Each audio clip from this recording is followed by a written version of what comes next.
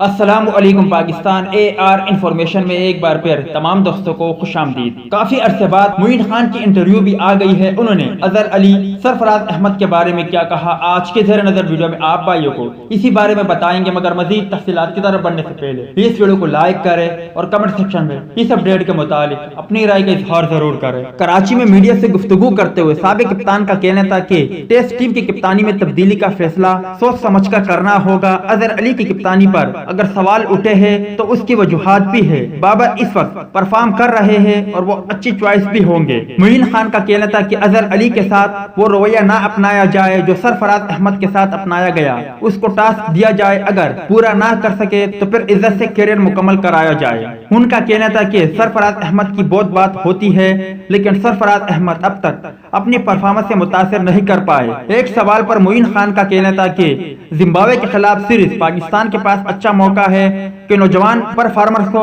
آزمایا جائے۔ کچھ کھلاڑی جن کو اس سیریز میں نہیں لیا گیا، امید ہے کہ مستقبل میں ٹیم میں شامل کیے جائیں گے۔ جبکہ دوسری جانب پاکستان کرکٹ بورڈ کی کرکٹ کمیٹی نے قومی ٹی20 اور ایک روزہ ٹیم کے کپتان بابر اعظم کو ٹیسٹ ٹیم کا کپتان بھی بنانے کی تجویز سامنے رکھ دی ہے۔ پی سی بی کرکٹ کمیٹی کی جانب سے وکٹ کیپر محمد رضوان کو ٹیسٹ ٹیم کا نائب کپتان بنائے جانے پر غور کیا جا رہا ہے۔ بابر اعظم ون ڈے اور ٹی20 ٹیم کے پہلے ہی کپتان ہیں۔ کرکٹ کمیٹی کے ارکان اظہر علی کی کپتانی جاری رکھنے کے حق میں نہیں ہے۔ امید کرتا ہوں دوستوں کہ آج کے ویڈیو بھی آپ کو پسند آئی ہوگی۔ ملتے ہیں کسی نیکسٹ ویڈیو میں، تب تک کے لیے اجازت دیجیے۔ اللہ حافظ۔